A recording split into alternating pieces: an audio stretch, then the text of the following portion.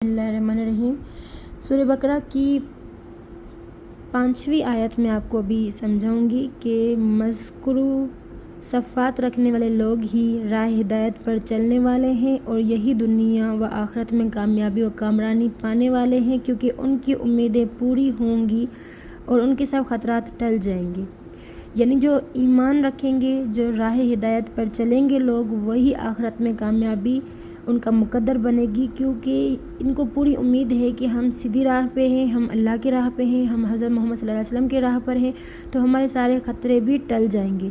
جب اللہ تعالیٰ نے مومنوں و متقین کی صفات ذکر کی ہیں جن کا ظاہر و باطن نہایت صاف و شفاف ہوتا ہے، تو ساتھ ہی کافروں کی ایک گروہ کی صفات بھی ذکر کر دیں جن کا ظاہر و باطن نہایت خراب ہوتا ہے۔ چنانچہ فرمایا اللہ تعالیٰ نے پہلے حصے میں، سورہ بقرہ کے 9 حصے ہیں، اللہ تعالیٰ نے پہلے حصے میں 3 طرح کے لوگوں کا ذکر کیا ہے۔ ایک جو مومن ہیں، دوسرا جو منافق ہیں، تیسرا جو کافر ہیں۔ ٹھیک ہے، تو یہاں پر لکھا ہوا ہے کہ کافروں کے ایک گروہ کی صفات بھی ذکر کر دیں، یعنی کافروں کے بارے میں بھی بتا دیں، متقین کے بارے میں بھی بتا دیں اور مومنوں کے بارے میں بھی بتا دیں۔ تو اللہ تعالیٰ فرماتے ہیں جن لوگوں کے بارے میں ایمان نہ لانے کی وجہ سے اللہ کی بات ثابت ہو گئی، وہ اپنی گمراہی اور اسلام دشمنی میں پر ڈٹے ہوئے ہیں، آپ انہیں عذاب آخرت سے نہ ڈرانا برابر ہے۔ یہ بات ہو رہی ہے کافروں کی کہ ان کے دل ڈٹے ہوئے ہیں، اسلام کی دشمنی پر اڑے ہوئے ہیں، آپ ان کو کتنا بھی عذاب سکھا دیں، کتنا بھی سمجھا دیں کہ یہ چیزیں صحیح نہیں ہیں، وہ کبھی بھی نہیں ہٹیں گے اپنی بات سے، وہ اپنی بات سے ڈٹے ہیں۔ یہ کافر لوگ ہیں، ٹھیک ہے، جو منہ پہ کہتے ہیں کہ ہم نہیں مانتے، بس بات ختم۔ اور ایک مومن ہوتے ہیں جو کہتے ہیں ہم نے مانا، اللہ نے جو کہا ہم نے مانا۔ ایک ہوتے ہیں کافر جو کہتے ہیں نہیں مانیں گے، بات ختم، نہیں کریں گے، بس جو ظاہر ہوتا ہے ان کے وہی دل میں ہوتا ہے، کیونکہ اللہ نے ان کے دلوں پر مہر لگا دی ہے اور ان دلوں پر موجود باطل سمیت انہیں بند کر دیا ہے، ان کے کانوں پر مہر لگا دی ہے کہ وہ حق کے سامنے سر تسلیم خم کرنے اور اسے قبول کرنے کے غرض سے اسے سنتے ہی نہیں ہیں۔ مطلب آپ ان کے آگے کچھ بھی تبلیغ کر دو، وہ اس نیت سے سنیں گے ہی نہیں کہ ہم نے ایمان لانا ہے۔ جو اس نیت سے کسی کی بھی بات سنتا ہے، سمجھنے کی نیت سے، وہ سمجھ بھی لیتا ہے۔ ان کی آنکھوں پر ایسے پردے ڈال دیے ہیں کہ حق واضح ہونے کے بعد انہیں دکھائی نہیں دیتا، ان کے لیے آخرت میں بہت بڑا عذاب ہے۔ یہ بات ہو گئی کافروں کی۔ ظاہر و باطن میں خراب صفات والے کافروں کا ذکر کرنے کے بعد منافقین کا ذکر فرمایا، جو بھیڑ کی خال میں چھپے بھیڑیے ہیں، جن کا باطن نہایت برا اور ظاہر عام لوگوں کے سامنے بڑا خوشنما ہوتا ہے۔ اب یہاں پر بات ہو رہی ہے، اب مومن کی بھی بات ہو گئی، ٹھیک ہے، اور کافر کی بھی بات ہو گئی، اب بات ہوگی منافق کی۔ اب منافق کے لیے اللہ نے کیا فرمایا ہے کہ منافق کا ایسا ہے جسے بھیڑ بھیڑیے میں چھپے مطلب ہے، جس کا باطن جو چھپا ہوا ہے وہ نہایت برا ہے، اور جو ظاہر ہے وہ عام لوگوں کی طرح ہے، عام لوگوں کی طرح خوشنما ہے۔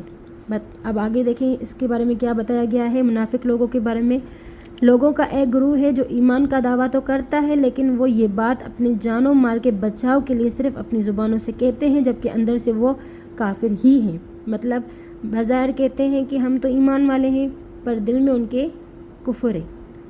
دل میں کفر رکھ کر اور ایمان ظاہر کرنے، وہ اپنی دانائی اور جہالت سے یہ اعتقاد رکھتے ہیں کہ یوں وہ اللہ تعالیٰ اور ایمان والوں کو دھوکہ دے رہے ہیں، حالانکہ حقیقت میں وہ صرف خود فریبی کا شکار ہیں اور انہیں اس کا شعور بھی نہیں، کیونکہ اللہ تعالیٰ پوشیدہ بلکہ مخفی تر باتوں کو بھی جانتا ہے۔ مطلب ان کو لگتا ہے کہ ہم اللہ تعالیٰ کو بھی بیوقوف بنا رہے ہیں، نعوذ باللہ، اور انسانوں کو بھی ہم بیوقوف بنا رہے ہیں۔ وہ کہتے ہیں کہ ہم تو ایمان والے ہیں، ہم تو اللہ والے ہیں، حالانکہ ان کے دل میں یہ بات نہیں ہوتی۔ تو اللہ تعالیٰ کہتا ہے کہ ان کو پتہ ہی نہیں ہے کہ میں پوشیدہ باتیں جانتا ہوں، یعنی میں چھپی ہوئی باتیں جانتا ہوں، میں دلوں کے حال جانتا ہوں، پر ان کو پتہ ہی نہیں ہے۔ یہ حقائق بیان کر کے اللہ تعالیٰ نے اہل ایمان کو ان منافقوں کے اوصاف اور حالات سے آگاہ کر دیا ہے۔ اب یہ چیزیں بتا کر اللہ تعالیٰ نے مومنوں کو آگاہ کر دیا ہے کہ ایسے بھی لوگ ہیں تم لوگوں کے بیچ میں۔ 3 طرح کے لوگوں کا ذکر، ایک مومن، ایک کافر اور منافق۔ مومن کے بارے میں بھی کچھ باتیں کی گئی ہیں کہ مومن کیا ہے، کافر کے بارے میں بھی کچھ آیات بتائی گئی ہیں، جبکہ منافق کے بارے میں 80 سے زیادہ آیاتوں میں ان کے بارے میں بتایا گیا ہے۔ یہاں تک ختم نہیں ہے، ابھی اور منافقوں کی بات آگے چلے گی، جن میں کچھ ہم آگے دیکھ لیتے ہیں کہ ان کے منافقت کا سبب ان کے دلوں کا شک ہے۔ اللہ تعالیٰ نے ان کے شک کے ساتھ مزید شکوک بڑھا دیے. اب ایک شک ہے نا ان کے دل میں، اللہ تعالیٰ نے ان کے آگے اور شک بڑھا دیے. ٹھیک ہے، انہیں ان کے عمل کی جنس سے بدل دیا، گویا جیسی کرنی ویسی بھرنی. یہ لوگ جہنم کے سب سے نچلے طبقے میں دردناک عذاب میں ہوں گے. اللہ تعالیٰ کہہ رہا ہے کہ یہ کافر لوگوں سے بھی دردناک عذاب میں ہوں گے. کافر جو اللہ کو مانتا ہی نہیں ہے، اللہ تعالیٰ کہہ رہا ہے میرے نزدیک کافر سے زیادہ منافق خراب ہے. میرے نزدیک کافروں سے زیادہ دردناک عذاب میں منافق کو دوں گا، جن کے دلوں میں کچھ ہے، زبانوں میں کچھ ہے، کیونکہ انہوں نے اللہ پر جھوٹ باندھا، لوگوں سے بھی جھوٹ بولا اور حضرت محمد صلی اللہ علیہ وسلم کی لائی ہوئی شریعت کو بھی جھٹلایا. جب انہیں کفر اور گناہوں کے ارتکاب کے ذریعے سے زمین میں فساد پھیلانے سے روکا جاتا ہے تو انکار کرتے ہیں اور جھٹ سے کہتے ہیں کہ ہم تو اصلاح کرنے والے ہیں. در حقیقت انہیں اس کا احساس اور شعور ہی نہیں ہے کہ وہی فساد ہے، اور نہ انہیں یہ احساس ہے کہ ان کا کردار عین فساد ہے.